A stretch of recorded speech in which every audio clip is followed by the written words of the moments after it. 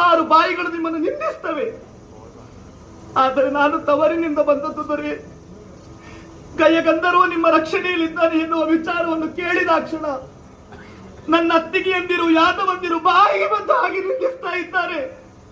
ಉಂಡ ಮನೆಗೆ ಎರಡೆನ್ನುವಂತ ಬಂಡ ಗಂಧರ ಹೆಂಡತಿ ಎನ್ನುವ ಹಾಗೆ. ಅದನ್ನು ನಾನು ಹೇಗೆ ಕೇಳಿ ಸಹಿಸಿಕೊಳ್ಳಲಿದ್ದಾರೆ? ನಾನೀಗ ಹೋದೆ ಅಂತಾದ್ರೆ ಅನ್ನ ಕೇಳುತ್ತಾನೆ, ಸುಭದ್ರೆ ಗಯಗಂಧರ್ವನನ್ನು ಕರೆತಂದೆ ಅಂತ ಕೇಳಿದ್ರೆ ನಾನು ಯಾವ ಬಾಯಿಂದ ಹೇಳಲಿದ್ದಾರೆ? ಅಲ್ಲಿರುವವರು ನನ್ನ ಕುರಿತಾಗಿ ಹೇಗೆ ನಿಂದಿಸ್ಲಿಕ್ಕಿಲ್ಲ? ಇದನ್ನು ಯೋಚನೆ ಮಾಡಿ. ಹಾಗಂತ ಇಲ್ಲಿ ಉಳಿಯುವ ಹಾಗೂ ಇಲ್ಲ. ಈಗ ನಮ್ಮಿರುವರ ಸಂವಾದವನ್ನು ನಮ್ಮವರೆಲ್ಲ ಕೇಳುತ್ತಾ ಇದ್ದಾರೆ. ಸುಭದ್ರೆ ಬಂದಿದ್ದಾಳೆ, ಗಂಡನ ಮನಸ್ಸನ್ನು ಪರಿವರ್ತಿಸುವುದಕ್ಕೆ ಮುಂದಾಗಿದ್ದಾಳೆ. ಇವರ ನಿಂದನೆಯ ಮಾತುಗಳು, ಅಲ್ಲಿ ಅವರ ನಿಂದನೆಯ ಮಾತುಗಳು, ಇದನ್ನು ನಾನು ಹೇಗೆ ಸಹಿಸಿಕೊಂಡಿರಲಿದ್ದಾರೆ? ನೋಡಿ, ಕರಮುಗಿದು ಬೇಡುತ್ತೇನೆ, ಸೆರಗೊಟ್ಟು ಯಾಚಿಸ್ತೇನೆ. ಸಿಟ್ಟಿನ ಉದ್ವೇಗಕ್ಕೊಳಗಾಗಿ ನಾನು ನಿಮ್ಮನ್ನು ನಿಂದಿಸಿರಬಹುದು ದೊರೆ. ನನ್ನ ಕುರಿತಾಗಿ ತಪ್ಪಾಗಿ ಗ್ರಹಿಸದಿರಿ. ನನ್ನದೊಂದು ಆಸೆಯನ್ನು ನಾನು ಕೇಳಿಕೊಳ್ಳುತ್ತಾ ಇದ್ದೇನೆ ದೊರೆ.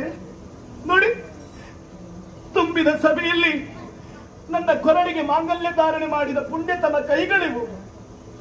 ಇದೇ ಕೈಗಳಿಂದ ಒಂದು ದೊಡ್ಡ ವಿಷ ಕೊಡಿ ನಾ ಕುಡಿದ ಪರಿಯ ಜರಿಯ ಶರೀರವ ಬೇಡನದ ಬಲಗೊಡದ ಕೂರಸಿಯ ನಗೆಯಲ್ಕೆ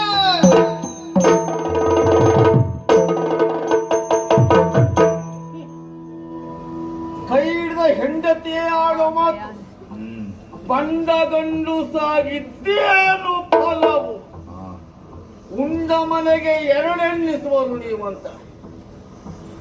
ಸುಭದ್ರ ಧರ್ಮದ ಸಂಕೋಲೆಯಲ್ಲಿ ಬಂದಿದ್ರ ಅಂತ ನಾವು ತಲೆ ತಗ್ಗಿಸಿದ್ದು ಹೌದು, ಹೆದರಿ ಅಲ್ಲ. ಅಣ್ಣ ಅಂತ ಹೇಳಿದಾಗ ನಿನ್ನ ಅಣ್ಣ ಬಂದಿದ್ದು ಅಲ್ಲ. ನನ್ನ ಮಾನವಲ್ಲ, ನಿನ್ನ ಮಾನ ಕೃಷ್ಣ ಅಂತ ಹೇಳಿದಾಗ ಬಂದಿದ್ದು.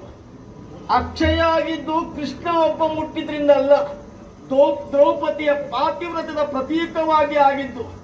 ನಿನಗೆ ಬೇಕಾದಾಗ ಬಣ್ಣ ಹಚ್ಚಿಕೊಳ್ಳುತ್ತೇಲ್ವಾ ನೀನು? ನಿನ್ನ ಕೈ ಹಿಡಿದಿದ್ದು ಕೃಷ್ಣನ ಅನುಗ್ರಹ ಸಿಗ್ತದೆ ಅಂತ ಅಲ್ಲವೇ ಅಲ್ಲ. ಹಾಗಿದ್ರೆ ನಿನ್ನನ್ನು ಮುಂದಿಟ್ಕೊಂಡೇ ಅಭಯ ಕೊಡ್ತಾ ಇದ್ದೆ ನಾನು. ಬಾಯಿಗೆ ಬಂದಂತೆ ನಿಂದಿಸ್ತೀಯಲ್ವಾ ನೀನು?